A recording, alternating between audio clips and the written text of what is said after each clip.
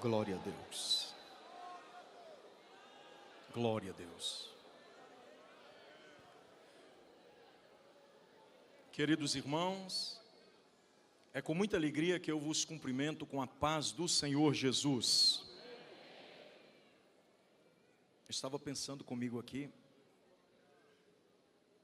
vendo o irmão Rafael Oliveira cantar, e o que passava na minha cabeça enquanto ele estava cantando é: Senhor, aonde esse menino ora? Eu estou com a vontade de orar com ele. Estou com a vontade de orar com ele, porque ele é um instrumento de Deus na terra, né, irmão? Isso é incontestável. O Rafael é um moço muito humilde, um moço simples. Eu tive a oportunidade de conhecer o Rafael antes que o Brasil o conhecesse. E ele não mudou nadinha, nada.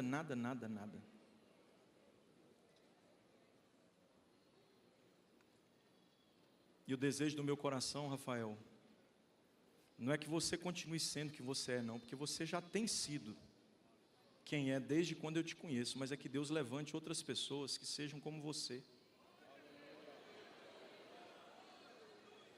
Crente antes de ser cantor, né? Que bom, rapaz, ter a sua amizade, viu?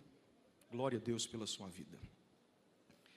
Eu preciso confessar para os irmãos que eu não sou muito de chorar assim em público, a não ser que a presença de Deus venha sobre mim de um modo que eu não consiga resistir.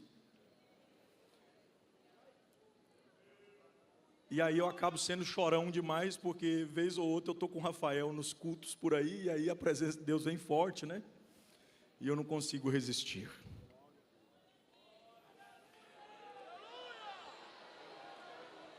Glória a Deus. Glória a Deus. Pastor Santana, o senhor pode vir aqui pertinho de mim só um pouquinho, rápido, antes de eu ler o texto?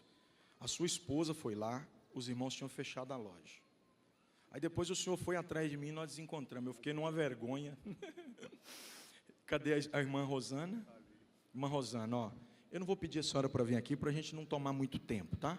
Mas estou entregando na mão do seu esposo, um para ele e o outro para a senhora. É o presente. Me desculpem pelo contratempo no almoço, viu? Deus abençoe o senhor e a sua família. Irmãos queridos, abra sua Bíblia junto de mim, por favor. Evangelho de Jesus Cristo, segundo escreveu Mateus. Nós leremos o capítulo 1, os versos 20 no capítulo 1 e posteriormente 2 versos no capítulo 2. Mateus capítulo 1, versículo 20, se organize para juntos lermos. Enquanto você faz isso, eu cumprimento aqui, uma vez mais, o pastor Jairo Santana, um indigno e honrado ministério em Ribeirão Preto, na pessoa do vosso pastor, queridos pastores, obreiros, companheiros, cada um dos senhores que aqui estão. Eu cumprimento a todos vocês, abraçando o vosso pastor, mesmo porque os senhores são muitos. Por duas razões óbvias, eu não cumprimentarei cada um dos senhores nominalmente. E eu acho que vocês já têm ideia do porquê. Primeiro é porque eu realmente não sei o nome dos senhores. E segundo é porque são tantos, pastor, que vai demorar muito tempo para cumprimentar um a um. E aí eu não vou nem pregar. Mas eu queria deixar um recado claro para os senhores aqui. Não foi à toa, não foi debalde, não foi em vão que o Senhor Deus levantou a cada um dos senhores para estar ao lado do vosso pastor na obra de evangelização desta região. Então sintam-se abraçados, companheiros, não há mérito menor em vocês, muito pelo contrário, não farei isso realmente porque não posso, mas sintam-se cumprimentados. Gisele, Deus te abençoe, que bom estar aqui. Tiago, Deus te abençoe, muito bom. Felipe, quase que dá para formar o colégio apostólico aqui, viu, pastor Jonathan? Deus te abençoe também, tá bom? Vamos ver se depois nós amarramos o Rafa, né? Irmãos, cadê o Marcos? Fica de pé aí, Marcos, por favor. Ele achou que eu não ia fazer, pastor, ele achou que eu estava brincando. Esse aqui é o Marcos, é um dos componentes desta liderança, um menino crente, um menino bom, e falaram para mim que está solteiro, irmãs. E eu falei para ele que de hoje ele não passa, sem pelo menos arrumar uma pretendente. Filma bem aqui ele aqui, por favor. Irmã, você que está orando há tanto tempo, você vai buscar lá fora, tranqueira. Aceita o convite, vai comer uma pizza e no final vai ter festa. Amém, Marcos? Deus te abençoe. Glória a Deus. Eu gosto muito de brincar com os jovens. Ontem eu cheguei muito tenso de uma viagem muito intensa. Então eu acabei que não brinquei com vocês, mas eu gosto muito de dizer uma coisa. Embora eu até brinque nesse sentido matrimonial, mas eu gosto de chamar a atenção para a juventude no seguinte aspecto. Cuidado para vocês não casarem errado. Sigam o comportamento do Marcos.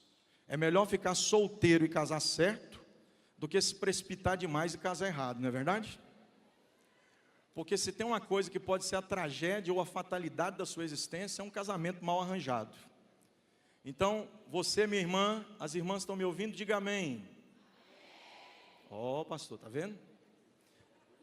Estão animadas a casar, viu? Esse amém mostrou que tem vitalicidade aí. E cadê os irmãos? Os irmãos também estão me ouvindo?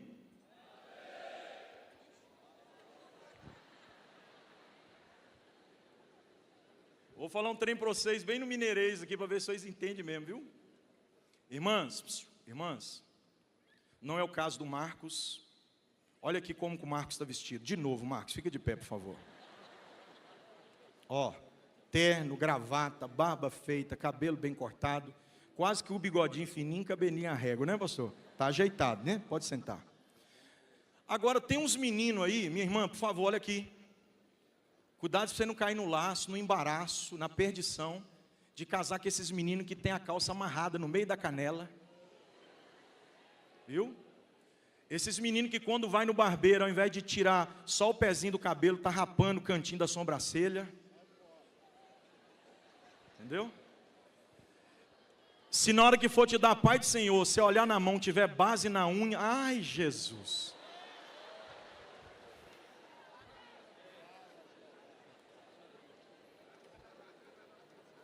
Eu tenho lá minhas dúvidas se isso é um varão mesmo, viu? Não é verdade? E ó, eu estou falando isso, parece que é só brincadeira, mas tratando sério, de vez em quando eu trato alguns casos de problema conjugal, né? A esposa reclamando do marido. Então não casa com esses meninos desse jeito não, que isso é problema mesmo. Viu? As irmãs que estão desse lado aqui, dá uma olhadinha para lá para ver se está mais ou menos assim ou se está ajeitado. Eu já vi que o pastor Jairo não gosta de gente de qualquer maneira nessa igreja não, ele leva o negócio a sério. Então você, meu irmão, os irmãos estão com a cara de triste, irmã Graziela. Tá ou não tá? Hã, irmã Nayara, tá ou não? Ó, irmãos, vocês acham que eu devo apertar o lado dela, sim ou não? Hã? Falo só com vocês ou falo com elas também? Quem acha que eu devo falar com elas no meio dos jovens homens aí, digam amém. Rapaz.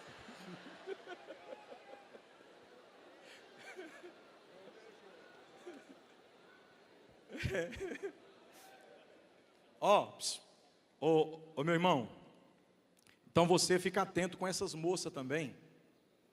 Tomara que não tem nenhuma aqui não, porque pelo tanto que elas estão abanando assim, ó, né? Dá para ver que não são preguiçosas, mas tem umas moças, pastor Jair, eu não sei se aqui em Ribeirão Preto tem não, mas por onde eu tenho passado, e eu acho que tem, porque Deus não fala com o ausente, Deus fala com o presente, não é? Hã? Então deve ter por aí no meio aí, umas meninas que acordam meio-dia, e pede a mãe para requentar o almoço, porque já esfriou.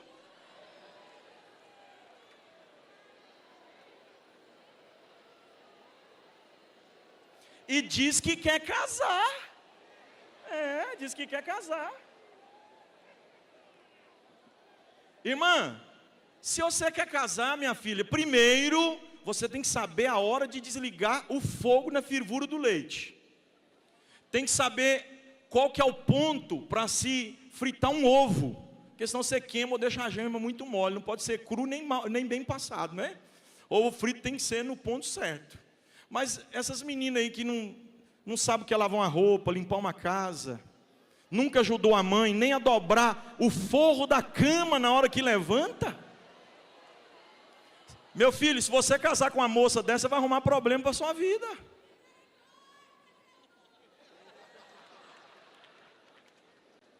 Eu estou sentindo que Deus está falando com alguém aqui. Pergunta para a mãe dela, jovem, você homem, pergunta para a mãe dela se ela está ajudando em casa, entendeu? Como é que funcionam as coisas lá. Para você não ter um casamento também frustrado, porque já pensou, você chega do trabalho, não tem uma comida, roupa tudo suja, vasilha suja, não tem nada, e aí você não vai aguentar um negócio desse não, meu filho, pode chutar que isso é laço.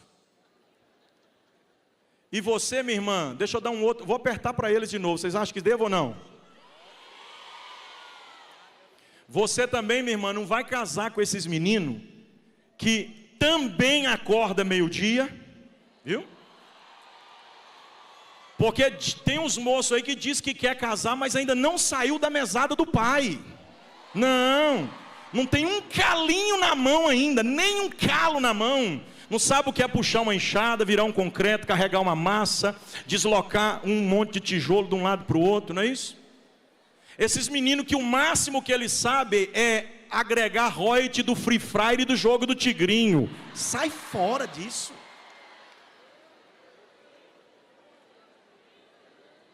Eu paro ou continuo? Vou pregar para me não arrumar problema. Mateus capítulo 1, versículo de número 20. Pastor Jairo, quando o senhor fizer o casamento do Marcos, aí o senhor manda as fotos para mim. Tá? Esse casamento vai entrar para a história da Assembleia de Deus em Ribeirão Preto. Mateus capítulo 1, versículo 20, quem encontrou, diga amém.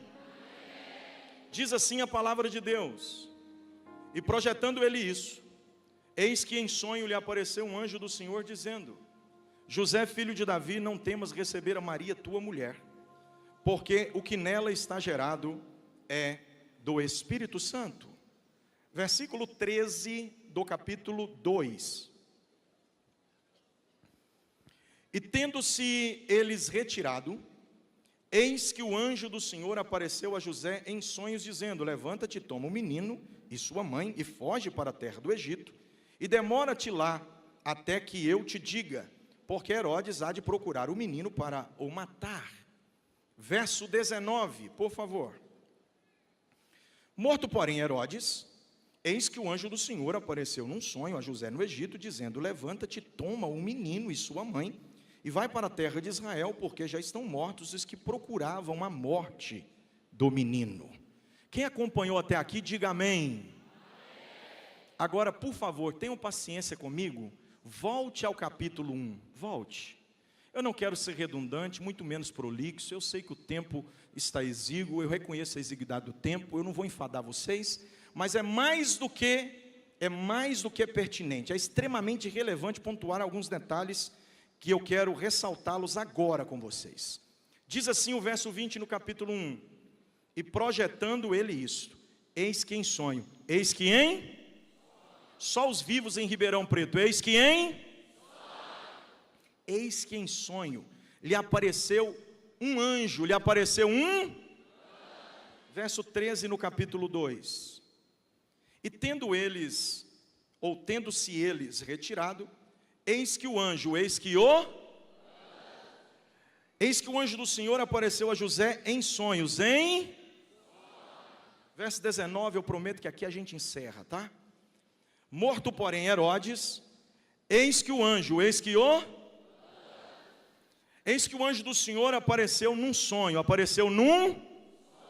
Escolhe alguém do seu lado, se isso não te constrangir, você não é obrigado a fazer, é apenas aconselhável que faça. Mas eu gostaria muito mesmo que você fizesse. Escolhe aí alguém que está próximo de você e diga para essa pessoa: Deus te dará sonhos espirituais.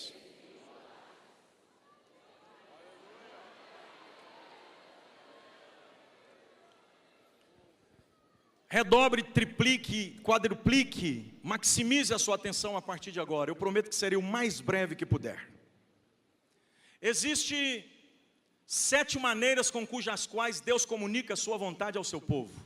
Quantas mesmo? Existem 7 maneiras com cujas quais Deus fala, Deus revela, Deus direciona, Deus comunica a sua vontade com o seu povo. 7 maneiras. Só para me ver se vocês estão acordados. Quantas mesmo? A primeira maneira com a qual Deus fala com o seu povo é pela sua palavra, incontestavelmente pela sua palavra. A segunda maneira com a qual Deus fala com o seu povo é pelo seu Espírito. A terceira maneira com a qual Deus fala com o seu povo é através da nossa consciência. A quarta maneira com a qual Deus fala com o seu povo é através da multidão de conselhos. Já disse assertivamente o proverbista: na multidão de conselhos encontra-se a assertividade na decisão. Portanto, estas são as 4 maneiras que Deus mais se utiliza delas para comunicar a sua vontade. Não por regra, mas na maioria esmagadora das vezes, estas são as maneiras com cujas quais Deus fala com o seu povo. Caso ocorra ou pela dureza do coração do homem, ou pelas algemas da pecaminosidade, ou por qualquer outra razão que não venha ao caso, Deus se utiliza de 3 outras maneiras, que eu me utilizo aqui de uma linguagem antropomórfica para tipificar a ideia de que Deus meio que apela, né, entre parênteses, porque Deus não precisa apelar, não é verdade? Mas Deus meio que potencializa a sua vontade por estas 3 outras maneiras. Quais são, pastor? Quando o homem não ouve Deus pela palavra, pelo Espírito, pela consciência e pela multidão de conselhos, então Deus fala por profecia, Deus fala por visão e Deus fala por sonho. Vou recapitular para ver se você está acordado e está guardando no coração a palavra.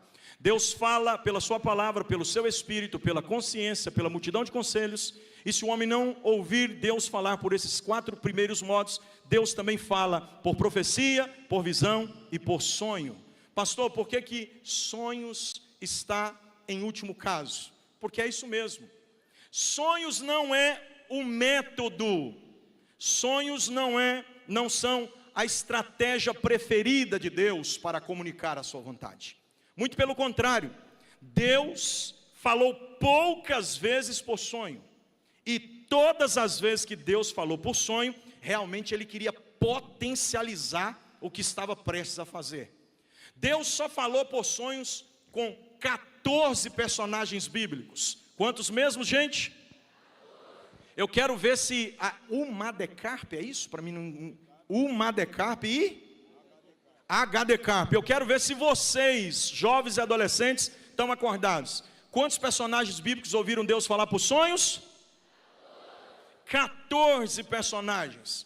O primeiro personagem bíblico a quem Deus falou por sonhos foi Abinadab, em Gênesis capítulo de número 20. O rei Abinadab, ele pretendia, ele buscava uma ocasião para se deitar com Sara, que ainda era Sarai, pois Abraão havia dito a ele que Sarai era apenas sua irmã, e nessa concepção de que ela estava livre, então ele, pensando consigo que poderia vir a se deitar com ela, Deus lhe dá um sonho dizendo que Sarai não é apenas irmã de Abraão, é também a sua esposa.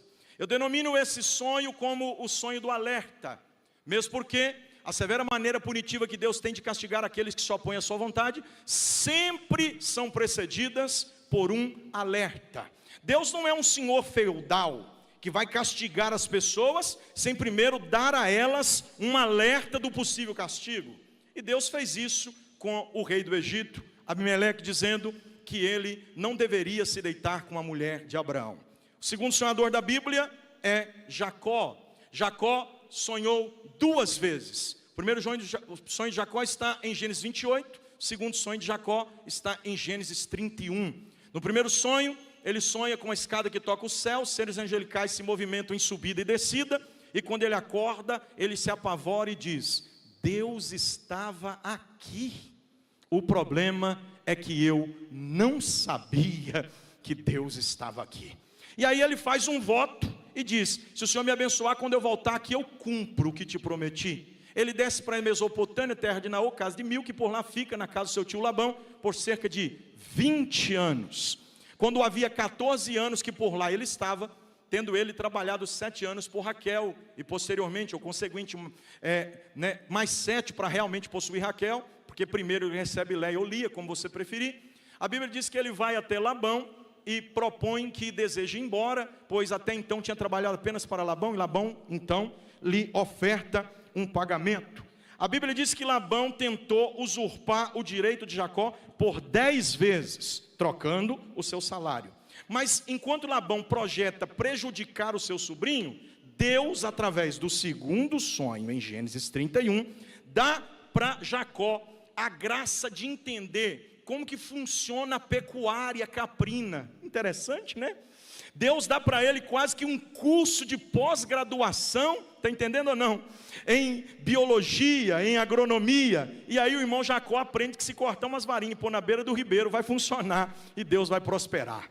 O terceiro sonhador da Bíblia é o tio Labão, que quando vê Jacó ainda abençoado, pensa consigo: Jacó me roubou. Mas quando ele trama ir atrás de Jacó, para pôr suas unhas sujas em Jacó, sabe quem é que entra na história? Entra o Deus, que primeiro deu o sonho da revelação para Jacó, em Gênesis 28, depois deu o sonho da prosperidade para Jacó, em Gênesis 31, e agora vem dar o sonho do alerta para Labão, dizendo: não foi Jacó quem tirou de você, viu seu coisa ruim, sua unha suja, seu espertalhão, porque tem ímpio que é difícil de mexer com ele, né, irmãos? Mas o nosso Deus, quando quer, Ele tira do ímpio para dar para o crente, e ninguém tem nada a ver com isso. Sabe o que Deus falou com o irmão Labão? Diz para ele: não ponha a tua unha suja no meu servo, porque não foi ele que tirou de você, não, fui eu quem tirei de você para dar para ele. E aí Jacó vai descendo em direção à promessa de Deus, e vem o quarto sonhador da Bíblia. O quarto sonhador da Bíblia é o homem que mais se envolveu com sonhos na Bíblia. Me refiro a José. Em 2 noites teve dois sonhos no período num espaço de tempo muito curto. O primeiro sonho ele sonha sobre os feixes, o segundo sonho sobre as estrelas, o sol e a lua. E depois de ter sonhado, vive 13 terríveis anos de pesadelos por causa dos sonhos que teve. Imagine só. No 11º ano depois de ter sonhado, ele está dentro do presídio federal do Egito, e de repente chega o padeiro e o copeiro. O padeiro e o copeiro se aproximam de José e dizem para José que também sonharam. Ao invés de José enxotar os sonhos do padeiro e do copeiro, porque se tem alguma coisa que José não deveria gostar, era de sonho. Porque enquanto ele não sonhou, a vida era boa. Era túnica colorida, era o amor do pai e era o xodozinho da casa. Sonhou, perseguido e odiado pelos irmãos, vendido para os ismaelitas, desceu no carroção de escravos dos ismaelitas para o Egito, foi colocado na vitrine de escravo do Egito, foi comprado por Potifar, foi caluniado pela mulher de Potifar, e agora está dentro do presídio federal do Egito. Se tem um sujeito que era para odiar sonho, é José. Mas algo me intriga na vida dele. Quando ele ouve o padeiro e o copeiro dizendo: a gente sonhou, ele diz: pois conte para mim, tem um negócio que eu não sei, sabe? É uma coisa que mexe comigo, eu não posso ouvir esse negócio de sonho. Eu sou um sonhador também, E o que você quer dizer com isso, pastor? Eu quero dizer que José tem muito a nos ensinar nessa geração. E qual é uma das lições que José teria a nos ensinar? Entre as inúmeras, incontáveis lições que José tem a nos ensinar, uma delas que eu julgo ser primordial para a nossa compreensão essa noite, é que José era um sonhador que acreditava no sonho dos outros. José era um pregador igual o pastor Jonathan Carlos, que sentava para ouvir outro pregador pregar. José era alguém que sonhava, mas acreditava no sonho dos outros. E eu sei que está difícil isso, porque hoje a gente está muito exclusivo, muito egocentrista, a gente está muito individualista, mas José nos dá uma baita lição. Eu sonho e também acredito no sonho dos outros. Olha para esse crente que está sentado do teu lado, se ele é um exclusivista, um egocentrista, se ele é alguém que só pensa no umbigo dele, ou se ele tem capacidade de sonhar e acreditar nos seus sonhos. Vê aí se ele tem capacidade de acreditar nos seus sonhos. E aí nasce o quinto sonhador e o sexto. Quem são, pastor? O padeiro e o copeiro. E aí? E por causa do quinto e do sexto, vem também o sétimo. Porque José, mais do que sonhou e acreditou no sonho dos outros, ele se envolveu intimamente com o sonho das pessoas, a ponto que ele parou na casa de Faraó, que é o sétimo sonhador da Bíblia, e ainda interpretou o sonho de Faraó. E depois disso, viveu o cumprimento dos seus próprios sonhos, porque geralmente Deus faz isso, sabe, só para testar se a gente é humilde mesmo, faz alguém sonhar e realizar primeiro que a gente, só para ver se a gente está preparado mesmo para viver os sonhos, não é verdade? Não é? E aí vem o oitavo sonhador da Bíblia, em síntese, porque o tempo é pouco, o oitavo sonhador da Bíblia não tem nome, a gente conhece ele como Midianita, e a gente só descobriu que ele sonhou porque houve um cidadão corajoso, um indivíduo, sabe, destemido em Israel, que chamou um dos seus servos e disse: a gente só tem 300 soldados, e Deus está dizendo que a gente vai vencer essa guerra contra milhares de soldados inimigos. Vamos dar uma descida no arraial dos Midianitas para a gente ver como é que está essa história. E aí eles chegaram debaixo da tenda, atrás da tenda, e ficaram igual o bom mineiro faz quando está pescando na beira da taboca. O quê? Fica suntando, né? Ficaram suntando lá para ver o que estava acontecendo, Rafael. E diz a Bíblia que enquanto eles estão suntando, do lado de dentro da tenda tem um diálogo de dois midianitas. Um diz assim: eu tive um sonho. Não está escrito na Bíblia não, mas eu posso interpretar assim, até porque o texto me dá essa direção de interpretação. Qual, pastor? O outro, quem sabe, tenha dito para o que disse: sonhei. Então o outro diz: rapaz, pois conte, que eu acabei de receber o dom da interpretação. E aí um diz: eu sonhei que um pão de cevada estava descendo no arraial dos midianitas e estava levando tudo como uma pá carregadeira, como um trator de esteira, estava atropelando e limpando, varrendo e destruindo tudo. Aí o outro diz: rapaz, eu recebi a interpretação, isso não é outra coisa a não ser a espada do Senhor pela mão de Gideão. Esse é o Deus a quem nós servimos, né?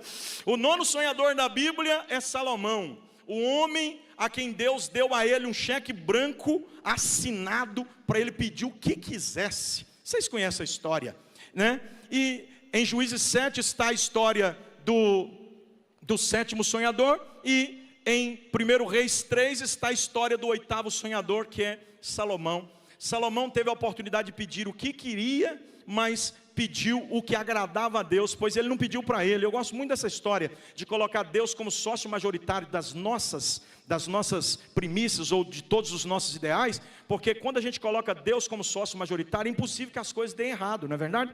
Porque há um texto que nos norteia para que isso se cumpra. Qual, pastor? Mateus 6,33, buscai primeiro o reino de Deus, a sua justiça, e estas demais coisas vos serão acrescentadas. Ana orou 19 anos para ter um filho e nunca teve, porque o CNPJ estava na mão dela.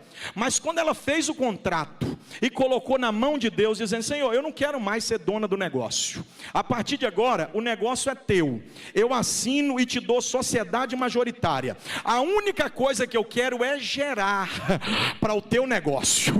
Se o Senhor deixar, eu não quero um filho, eu quero que o Senhor te dê um profeta. Deus disse: está feito o acordo.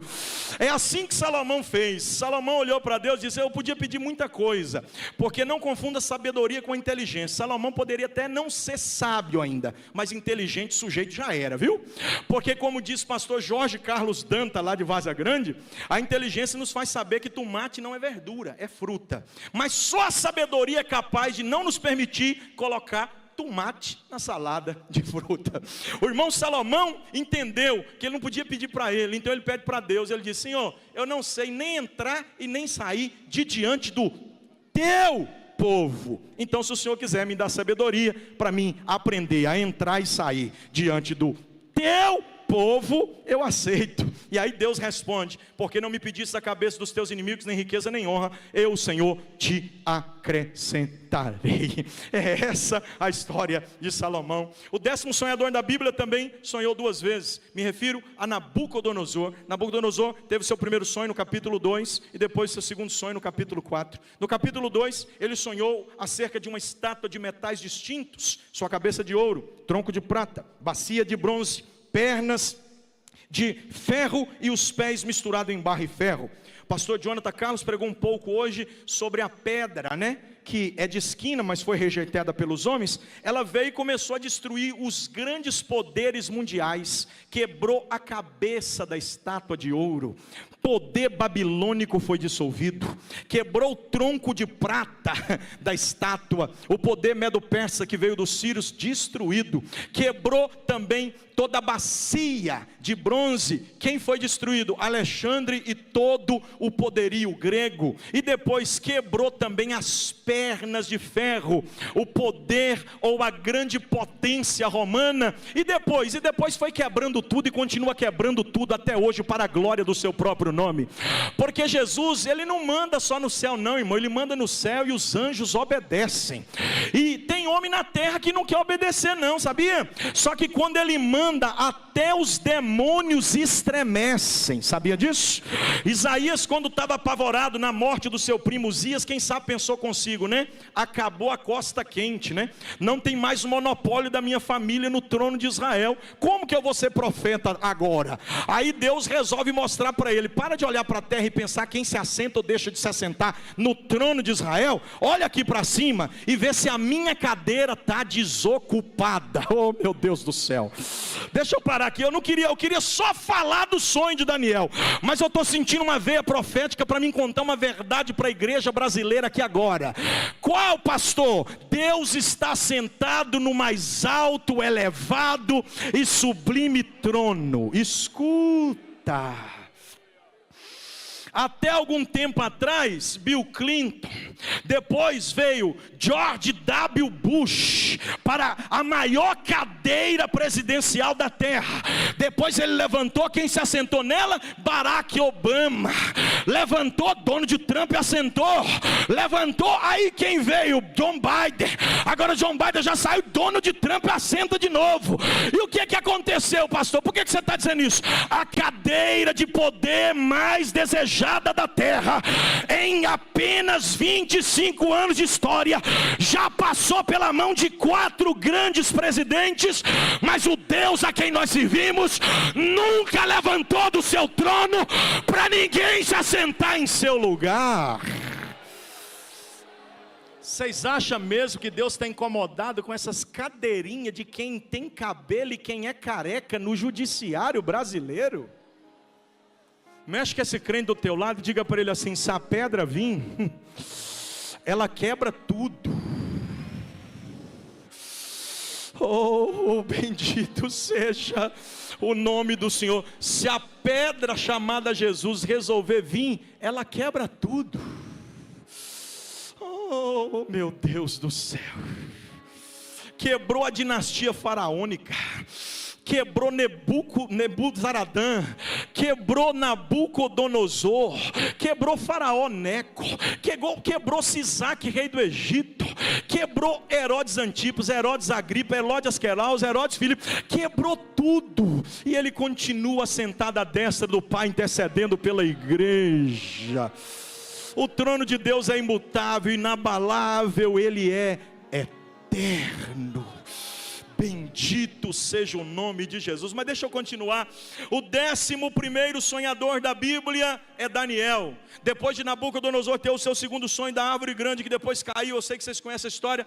Daniel vai sonhar, e ele é o último sonhador do Antigo Testamento. O 11º sonhador da Bíblia, o último sonhador do Antigo Testamento. E os seus sonhos apontam para uma visão escatológica que revelam as coisas do fim. E quando a gente entra nas páginas seletivas do Novo Testamento, a gente já entra com a esperança que o que há de vir virá, e não tardará. Porque o último sonhador do Antigo Testamento sonhou acerca destas coisas que acontecerão nos últimos dias. Você pode dar glória a Deus com mais vontade mesmo? E aí a gente entra nos sonhadores do Novo Testamento. Já estou chegando no texto que li para vocês entenderem. O primeiro sonhador do Novo Testamento e segundo, ou 12º da Bíblia, são conhecidos como magos, sábios ou anciões, como você preferir. Quem são esses, pastor? São aqueles que receberam através da estrela que indicava ou norteava o caminho onde Cristo ia nascer. Caminhavam sendo direcionado pela estrela até o lugar em que estava a manjedoura. O 13º sonhador da Bíblia, deixa eu parar aqui, é o texto que nós lemos. É o único homem da Bíblia que sonhou 3 vezes. Depois dele só teve mais um sonhador. E é a única mulher que sonhou na Bíblia. Mateus capítulo 27. Revela que a mulher de Pilatos sonhou acerca da justiça do Cristo. Estes são os 14 personagens bíblicos que tiveram sonhos espirituais. Mas o que nos compete é o 13º. Sonhou 3 vezes. O meu tempo é muito pouco e a mensagem é muito extensa, então multiplique a sua atenção. Quando Deus resolve falar por sonhos com José, não é por qualquer razão. É porque Jesus, Yeshua, o Cristo, o Messias enviado, o Emanuel, o Verbo de Deus, a semente da mulher, o Deus que taberculou entre os homens, já estava sendo gerado no ventre de Maria. E aí ele dá um sonho. E se isso aqui não mexer com você, é porque talvez você não entendeu ainda o que é ser crente de verdade. Então redobre a sua atenção. José estava desposado com Maria, isto é, estava pertinho o casamento. Na cultura judaica, o noivo ia para a casa do pai, preparava um ambiente onde residiriam futuramente. E só quando a casa estava pronta, ele voltava para buscar a sua noiva. Depois de já ter pagado o dote, o casamento ocorria e voltava o noivo na companhia de sua noiva e moravam juntos naquele ambiente que ele tinha preparado para os dois ficarem. José muito provavelmente já tinha pagado o dote. Grande parte desse cenário litúrgico cultural já tinha ocorrido. Restava tão somente ele arrumar o restinho das coisas da casa e voltar para buscar Maria. Assim como está escrito em João capítulo 14. Não se turbe o vosso coração, credes em Deus, crede também em mim. Na casa de meu pai há muitas moradas, se não fosse assim eu vos teria dito. Vou vos preparar lugar. E quando eu for vos preparar lugar, voltarei e levarei vocês para mim mesmo, para que onde estiver estejais vós também. José está fazendo isso, é o que Jesus disse em João 14. Mas enquanto o casamento acontece, que não acontece, um boato se levanta. Qual, pastor? O de que a Virgem Maria, pois o texto faz questão de pontuar que ela era virgem, agora está grávida. José conhece a cultura e sabe que Maria vai morrer apedrejada, no mínimo, porque ela estava desposada, isso é, já tinha firmado um compromisso, o dote tinha sido pago, ela tinha que esperar com fidelidade o seu noivo voltar.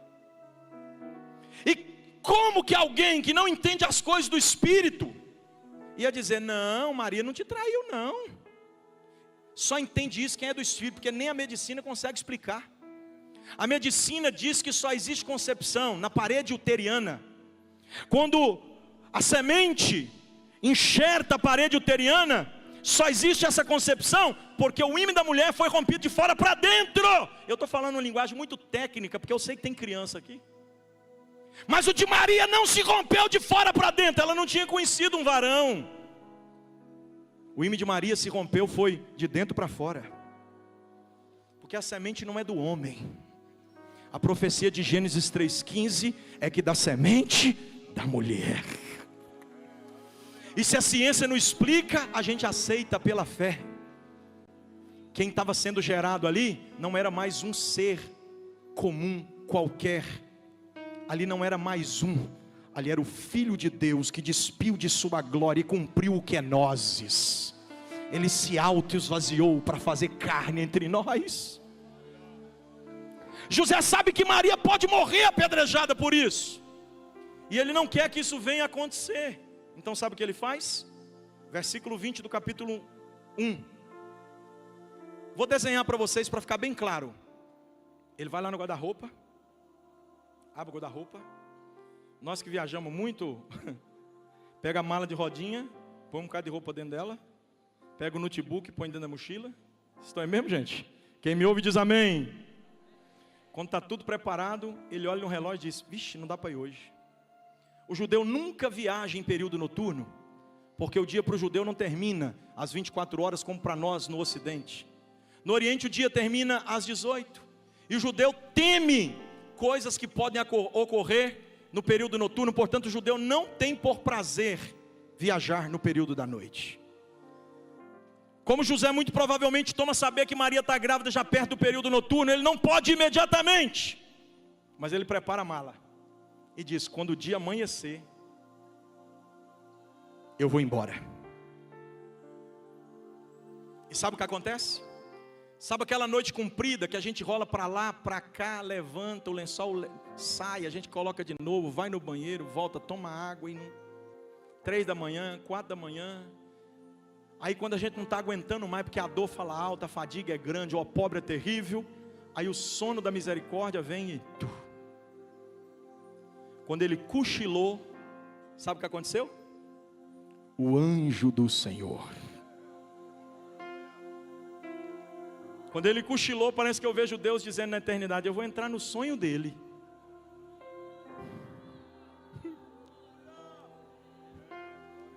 E projetando ele isso, o anjo do Senhor lhe apareceu e lhe disse em sonhos, José, fica, você não vai. Amanhece o dia, o moço que estava com as malas prontas, pastor, correu no guarda-roupa, arrumou tudo de novo, e vida que segue. Ele preferiu obedecer do que remediar. Ele preferiu não lutar contra a vontade de Deus. Vai ouvindo. Só que sabe o que acontece? Pouco tempo depois, sabe esse anjo? Ele dorme de novo. Esse anjo aqui vai lá de novo e diz, ô José, não é nada pessoal entre nós dois. Você pode até achar que eu estou de brincadeira contigo, mas eu vim para te dizer que está na hora de você ir. Pode fazer as malas de novo, porque você vai. José volta no guarda-roupa, prepara as malas. Quem sabe ele questiona, né? Mas por que eu queria ir ontem, e quando eu queria ir, você vem e diz para mim ficar? E agora que eu já estou convencido que devo ficar, você vem e diz que é para mim ir? Pera lá, ué. Mas vou obedecer. Não sei se José mudou igual o mineiro muda, com aqueles caminhão 15 e 13, com a mola levantada, sabe? Que a rabeta vai para cima para aguentar o peso da mudança. Porque mudança de mineiro vai tudo em cima do caminhão. Depois que vai tudo, a gente joga ainda a gaiola com o papagaio, o cachorro amarrado na coleira. Como o gato não gosta de viajar, a gente pega no colo, não é isso, pastor? Quando José desembarca com a mudança, antes dele arrumar as vasilhas da irmã Maria na prateleira, sabe aquele anjo? Que veio na primeira quando ele queria ir, diz fique. Que veio na segunda quando ele decidiu ficar e disse agora você vai? Pois é, aquele mesmo anjo veio para José e disse, ô José, cara, eu só executo ordens. Quem mandou te falar isso, manda em você e em mim. Então assim, eu vou falar, mas não sou eu que estou dizendo, tá? É ele que está dizendo. E o que ele está dizendo? Ele está dizendo que está na hora de você voltar.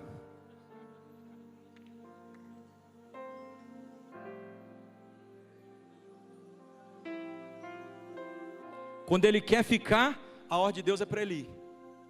Quando ele obedece e fica, a ordem de Deus é para ele sair. Quando ele vai, a ordem de Deus é para ele voltar. Onde o senhor quer chegar, pastor? Vou pregar para os jovens agora. Dá licença aqui, pastor Jairo. Vocês estão preparados? Preparados para quê, pastor? Vocês estão preparados mesmo?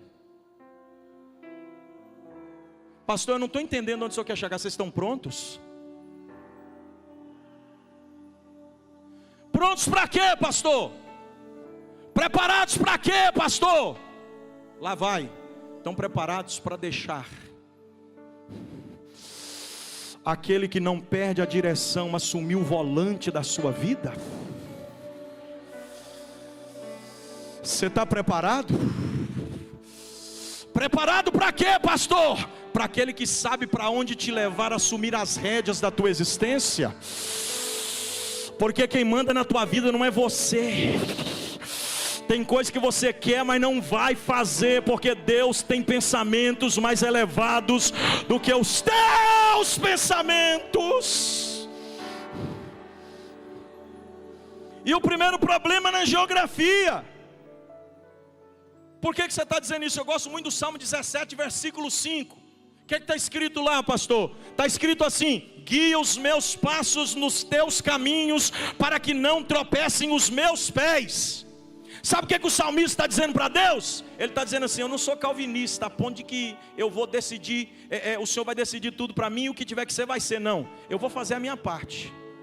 Os pés são meus, os passos também são meus. Agora tem uma coisa, eu também não sou louco, eu não sou da teologia da hipergraça, eu não faço tudo o que quero. Os pés são meus, os passos são meus, mas os caminhos são teus. Eu vou caminhar por onde o Senhor mandar eu caminhar, eu vou para onde o Senhor mandar eu ir. Se for para ficar eu fico, se for para ir eu vou, se for para voltar eu volto. Aleluia.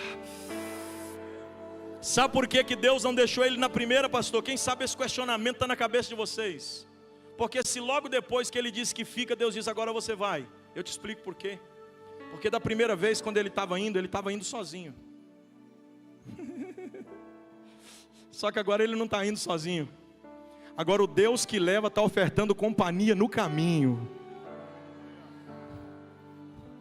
Pedro respondeu bem em João 6,66: para quem iremos nós? Pedro está dizendo: a minha salvação não está num lugar, a minha salvação está numa pessoa.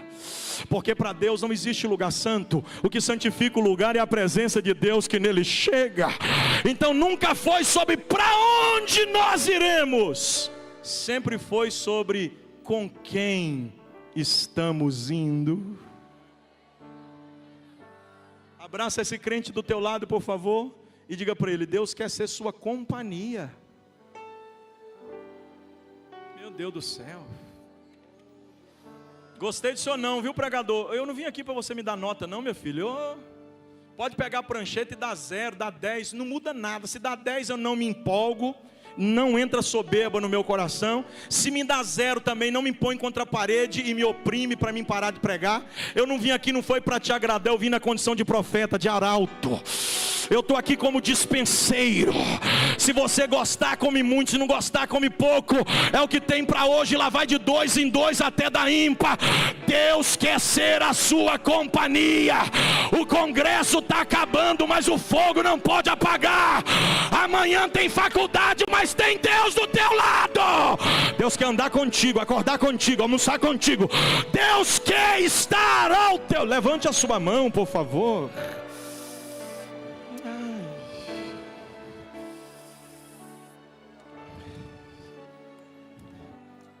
Eu queria falar de 7 lições, meu tempo já acabou. Então eu vou falar de 2.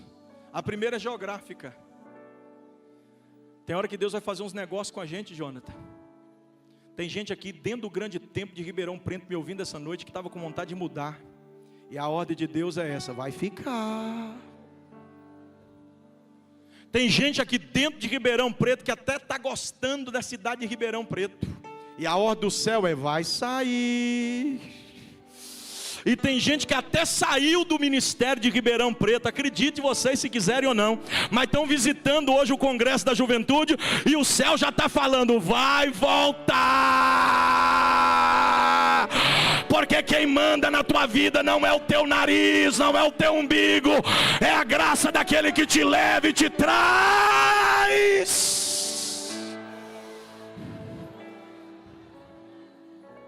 Segunda lição. A primeira é geográfica. A segunda, irmão, mexe demais comigo. Sabe aquele dia que a gente acorda assim, ó? Escuta. Jovens, muitos de vocês estão vivendo isso aqui hoje. Quem está vendo vocês todo etiquetadinho como vocês estão aí, não imagina como que vocês estavam quase desviando há 3 dias atrás. E por que eu não desviei, pastor? Porque não existe livre-arbítrio para o chamado específico. Calma, ninguém vai embora ainda, por favor. Porque o que eu falei é muito sério. Se você está achando que eu sou calvinista, eu vou provar o contrário. Eu falei um negócio tão pesado que se você não tiver calma para me ouvir, pode ser que você vá embora e depois vai me julgar pelo que eu não falei. Eu só sustento e me responsabilizo pelo que eu falei. E o que eu disse é que no chamado específico não há livre-arbítrio. Existem 2 chamados na Bíblia. Quantos? O primeiro chamado é conhecido de chamado geral. A graça de Deus é de graça para nós, embora tenha custado caro para Jesus, mas nós não somos obrigados a aceitar não. Quer ver? Me dá um negócio que vale alguma coisa aqui. Essa caneta aqui deve valer muito dinheiro, ó.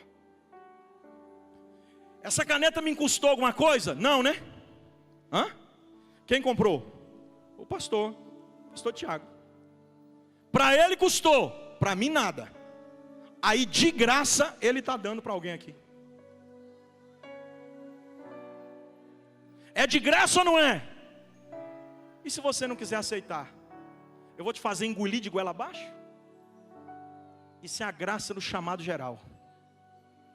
A salvação, por mais que é de graça, não é graça irresistível. Não tem essa que uma vez salvo, sempre salvo, não. O homem participa da salvação quando ele diz eu quero ou eu não quero. Vocês estão aí mesmo ou não? Agora, se tratando de ministério, me prove o contrário. No chamado específico não há livre-arbítrio. Espera lá, pastor, o senhor vai ter que provar. Eu vou provar. José acordou aquela manhã sabendo que não deveria fazer o que dormiu pensando que faria. Mas como que pode numa noite mudar de opinião? É mais ou menos assim, ó, me encara aqui.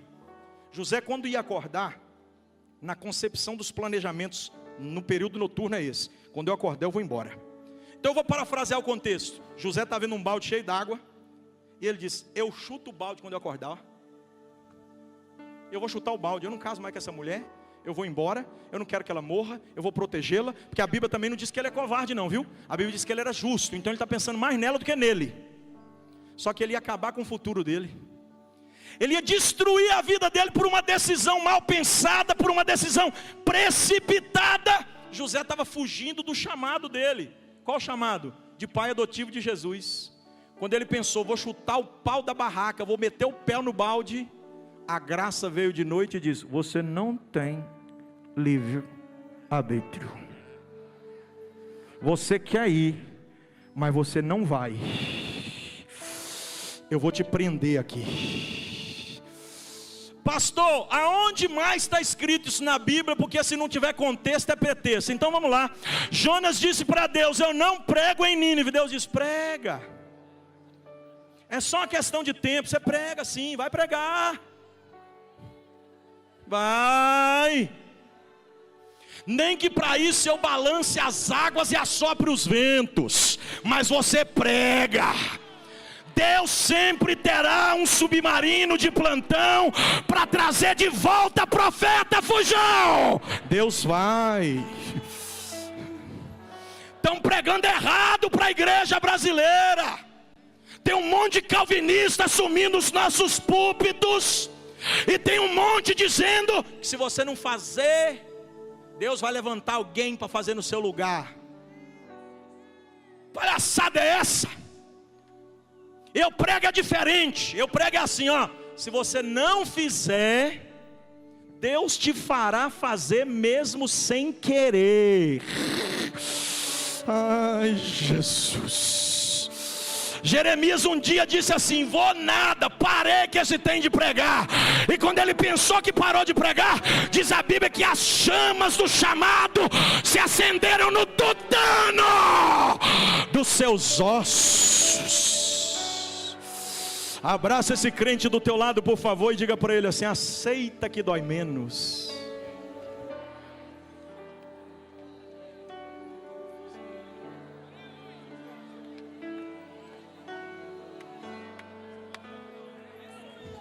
José deitou na cama, Rafael, e falou assim, amanhã eu vou embora.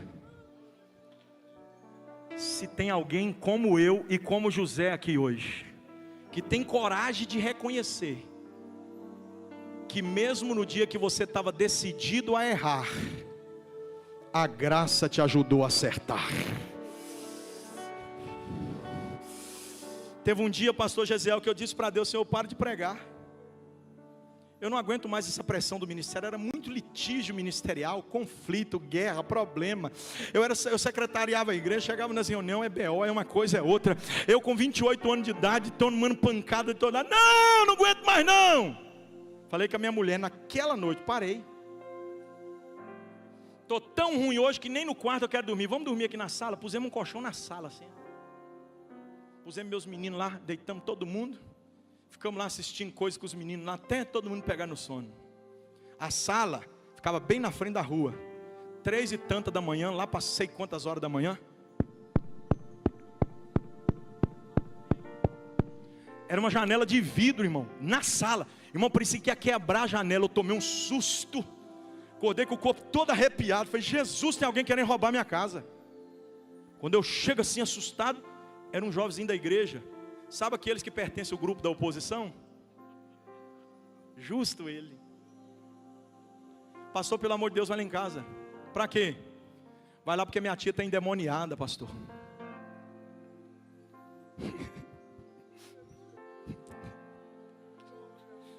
Eu fiquei com tanta vergonha, eu disse: vai na frente, daqui a pouco eu vou.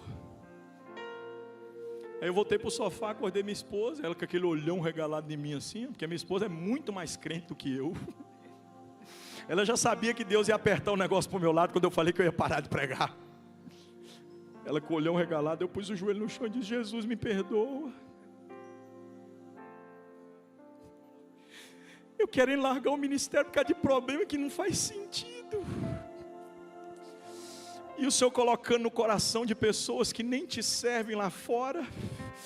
Senhor, nem eu acredito no meu chamado, mas tem gente que o Senhor...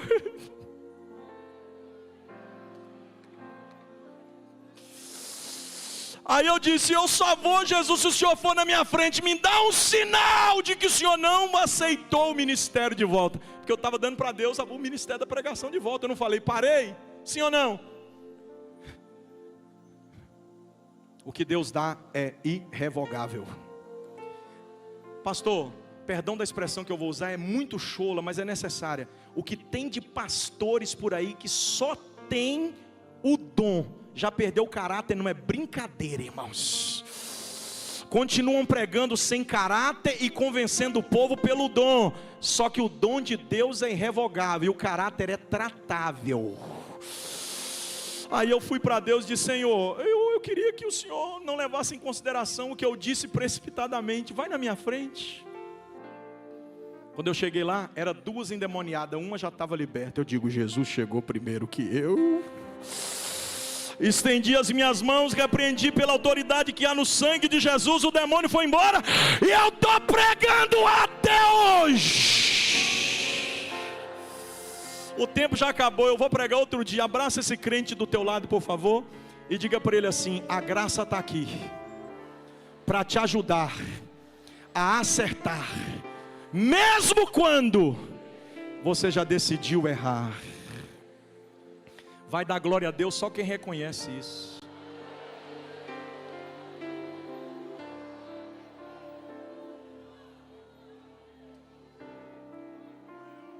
Pastor, eu já passei 3 minutos do horário que o Senhor me deu, eu vou só orar. Sim, senhor. Aqui o senhor manda, eu sou seu diácono, viu? Eu sou pastor só em Ipatinga. O pastor está dizendo que eu posso orar com os senhores. O que vocês acham? Eu devo? Sim ou não, irmãos? Então vamos orar, por favor. Sim, senhor, eu vou fazer.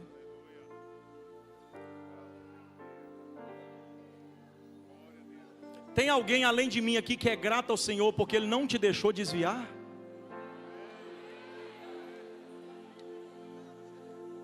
Eu sei que isso aqui parece jargão de pregador, mas não é jargão de pregador não. Isso aqui é coisa que está na Bíblia. Nem para desviar você presta. Olha para esse crente que está do teu lado e diga para ele assim: essa fase vai passar. Deus vai te fortalecer. Você não pode desistir. Você não pode abandonar o seu chamado. Você não pode largar o seu ministério. Você não pode jogar o que Deus te deu fora. Eu vou falar uma coisa para vocês aqui que eu disse em off para o pastor Jonathan Carlos, e agora eu torno público para todos. Nós somos privilegiados. Tem um monte de gente que queria estar aqui hoje. É isso ou não é? E a graça trouxe a gente. Aquele dia que o Senhor disse, eu paro, a graça disse, eu te ajudo a continuar. Aquele dia que você disse, eu desisto, a graça disse, não, eu vou te dar mais um pouco de combustível para você prosseguir. Ai, Jesus, me ajude a pregar.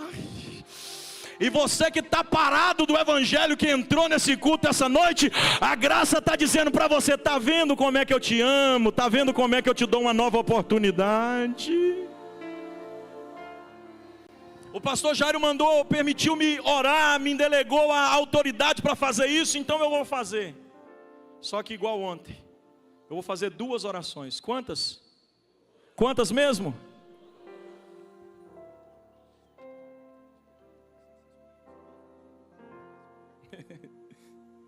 Eu sou muito obediente ao horário, tá, pastor? Por isso que eu estou falando. Ontem eu acho que eu empolguei, por isso que eu passei 10 minutos. Ó, escute. Nunca foi sobre José, sempre foi sobre Jesus, sabia? Você que não é crente está parado, escute o que eu estou dizendo agora. Eu vou orar agora, eu prometo. Quando José queria ir, e a ordem do anjo, que Deus mandou o anjo falar, é para ficar, não é porque José tinha que ficar, é porque Jesus estava ficando no ventre de Maria. Então a ordem do anjo é essa: você não vai, você fica com Jesus. E quando Deus quer tirar Jesus e levar junto de Maria para fora do ambiente em que Herodes governava, para que Herodes não matasse o menino, José está indo, não é porque Deus queria que ele fosse, é porque Jesus estava indo. E a ordem do anjo é: vá com Jesus. E quando Jesus estava voltando, José não podia ficar no Egito. Jesus estava voltando e José não podia ficar no Egito. E aí sabe qual é a ordem do anjo? Cuidado, José, para não ficar no Egito enquanto Jesus está voltando. Pastor, eu não gostei dessa informação não, mas é essa mesmo. Se Jesus estiver voltando e você ficar no Egito, você pode perder a bênção. Então não fica no Egito enquanto Jesus está voltando. Se for para ficar, fica com Jesus. Se for para ir, vai com Jesus. E se for para voltar, volta com Jesus. Nunca foi sobre José, sempre foi sobre Jesus. E com estas palavras eu te faço o convite. Toda a igreja, ouça-me bem, por favor. Máxima atenção. Você que está parado, desanimado, você que está fraco, você que estava se sentindo um José, querendo meter o pé no pau da barraca, querendo enfiar o pé no balde, querendo arrebentar com a tua vida, querendo destruir o teu futuro, querendo acabar com o que Deus tem para você, e entrou nesse culto essa noite, e está entendendo que a graça está te convidando, que a bondade de Deus está aqui, que os braços do Senhor estão abertos e estendidos para te salvar. Eu te espero aqui. A primeira vida para Jesus. Eu vou fazer 2 orações. Quantas, gente? Quantas? Uma por alguns e a outra por todos. Eu não gosto de forçar na hora do convite. O meu tempo já está, mas em 6 minutos, não mais do que isso, eu já vou ter feito as 2 orações. Então, se você quer Jesus esta noite, sai do teu lugar de pressa e vem.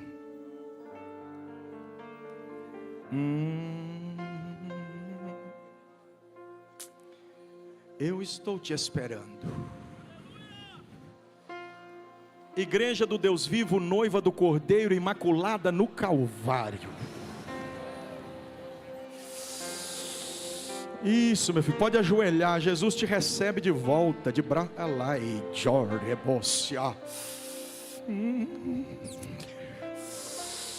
À medida que for chegando, o povo do Glória a Deus está comigo aqui ou já foram embora? Estão aqui, estão aqui, estão aqui, estão aqui, estão aqui, estão aqui. Diz a Bíblia que o céu está fazendo festa, não é isso? Irmão, a terra não pode agir indiferente, nós somos a igreja do Senhor. À medida que for chegando, você vai dando glória a Deus, porque se o céu está fazendo festa, a gente vai reagir também. Olha aí, gente, está vindo mais alguém aqui, ó.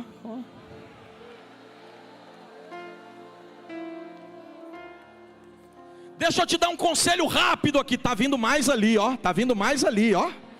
Está vindo mais aqui, ó. Está vindo mais aqui, ó. Está vindo aqui também, ó. Escute rapidinho, só vai chegando mais outra aqui. O pastor está me ajudando aqui a contar, ó.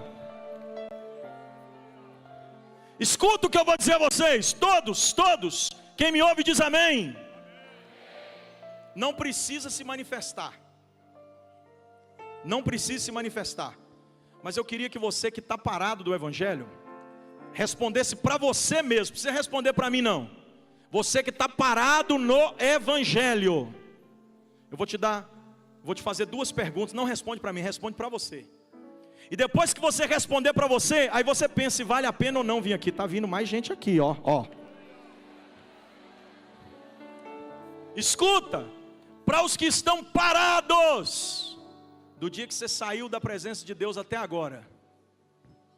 Escutem. Do dia que você saiu da presença de Deus até agora, sua vida melhorou ou piorou? Está chegando, hein? Está chegando.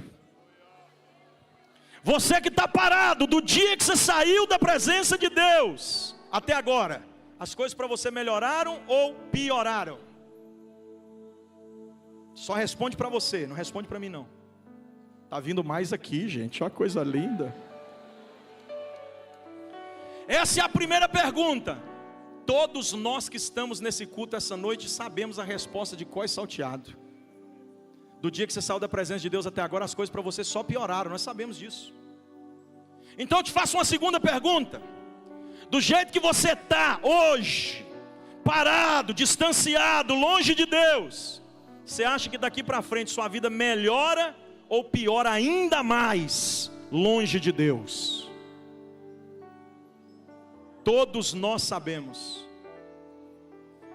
que se do dia que você saiu até hoje está ruim, daqui para frente as coisas vão piorar ainda mais. Só que sabe essa graça que eu preguei sobre ela essa noite? Ela está disponível aqui. E sabe o que Deus me autoriza e usa os meus lábios para te dizer? Tudo na tua vida que está indo de mal a pior, se você vir para a minha presença, eu vou fazer melhorar. Levante as suas duas mãos e com as mãos levante a voz. E se você tem um glória a Deus entalado, está na hora de você pôr para fora. Jesus vai fazer. Vai chegando, tá vindo uma aqui que não quer que piore, tá vindo outra ali que não quer que piore, tá vindo outro lá chorando. O bom filho sempre volta para casa do Pai. Jesus quer te salvar, Ele te ama, te chama. Vem, vem. O seu tempo está acabando, não é porque eu não quero que você não venha, é porque eu quero tanto que você venha, que precisa ser agora, não dá para ser depois.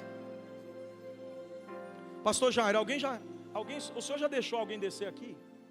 Eu acho que só o Michael Torch que pulou, não foi? Se o senhor deixar, eu vou descer aqui para ser mais rápido. Pode? Dá licença. Eu quero dar um abraço em alguém aqui. Eu senti a vontade de descer aqui, porque tem alguém que vai vir. E esse alguém que vai vir, ele não é só uma alma que está voltando, não. Não é só uma ovelha no aprisco, não. Tem alguém que vai vir aqui, que ele é a resposta de oração de muita gente. Eu senti isso aqui agora. E eu vou precisar dar um abraço nessa pessoa e orar especialmente por ela. Eu estou sentindo muita graça de Deus para pregar aqui essa noite. Eu não sei se você está sentindo o mover do Espírito, mas o Espírito de Deus está se movimentando entre nós, e a graça de Deus está abalando as estruturas diabólicas da maldade pelos olhos da fé. Eu vejo cadeias quebrando, correntes caindo, e Deus dizendo: eu te amo, eu te amo.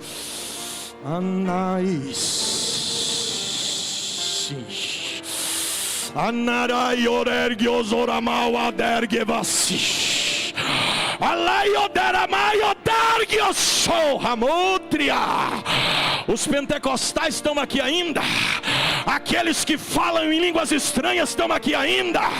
Tem renovo de Deus descendo aqui, ó. Olha o renovo. Olha o renovo aí, crente. Eu quero ouvir o barulho de glória a Deus, aleluia, em línguas estranhas, da Assembleia de Deus em Ribeirão Preto. Levante as duas mãos para cima, vai. Segura as mãos lá no alto. Vai. Aumenta o glória. Aumenta. Aumenta. Aumenta. Ó, resposta de oração de muita gente.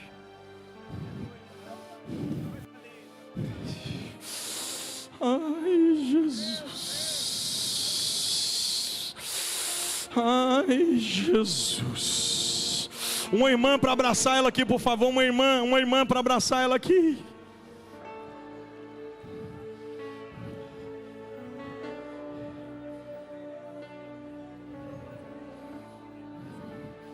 Nós temos que parar com o sensacionalismo. Tem gente que estava acorrentado pelas algemas do pecado, mas Jesus está quebrando aqui, gente. Vocês não estão entendendo. Quebra mesmo, Jesus. Eu estou sentindo que tem muita gente para vir ainda. Ai, eu estou com uma vontade, pastor. Eu já perdi a etiqueta pastoral, eu já estou aqui embaixo. Só falta eu começar a correr aqui também. Tem mais alguém sentindo essa graça aqui? Qual graça, pastor? A graça que despedaça com as cadeias, com os grilhões, com tudo que... Eita Deus! Juventude, só vocês agora. Tem muita gente na internet aceitando Jesus. Acabaram de falar para mim aqui agora. Só a juventude, levanta as mãos, levanta. Profetiza libertação, vai, profetiza libertação, profetiza. Profetiza que Deus vai quebrar cadeias, cadeados, algemas. Profetiza, jovem, vai. Profetiza para Deus quebrar na internet, vai, profetiza. E lá vai chegando gente. E lá vai chegando gente. E lá vai chegando gente. Última oportunidade para você vir. Última. Quer vir aqui me dar um abraço? 10 segundos para mim orar, hein? 9. Não diga que eu não te dei essa oportunidade, porque eu estou insistindo por amor à tua alma. 7.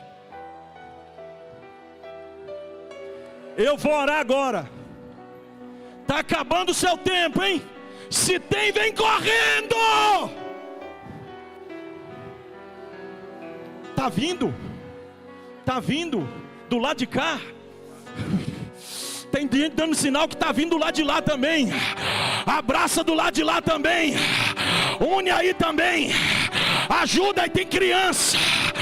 Oh meu Deus do céu. Obreiros, estendam as mãos comigo, vamos. Senhor Deus, eu queria, Senhor, poder esperar, mas o Senhor trabalha com ordem e decência. Escreve o nome destes tantas vidas preciosas, Senhor, que estão aqui no altar, outros tantos que pela internet se decidiram. Escreve o nome deles no livro da vida. Repreenda os demônios que trabalham contra Jesus, a vida deles.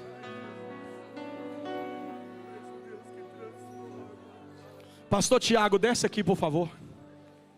Esse moço tem ministério. Eu vou concluir a oração, mas não estou me aguentando. Minha carne está tremendo. Satanás queria arrebentar com a sua vida, te embaraçar, colocar você no pó, levar você até o suicídio. Mas a graça está desfazendo, despedaçando, está quebrando. Fica aqui, Tiago, ministra na vida dele, não larga ele mais não, ajuda ele. Vamos continuar orando, obreiros, eu vou concluir, levante as mãos. Pai, se esse culto está terminado, confirma no trono da tua glória. Pois nós somos, Senhor, limitados para compreender a dimensão do teu querer. Mas como servos, estamos debaixo da autorização do teu Espírito. E a nossa parte enquanto homens estamos fazendo. E rogamos que o teu Espírito complete. Em nome de Jesus. Amém. Quantos pode dizer glória a Deus?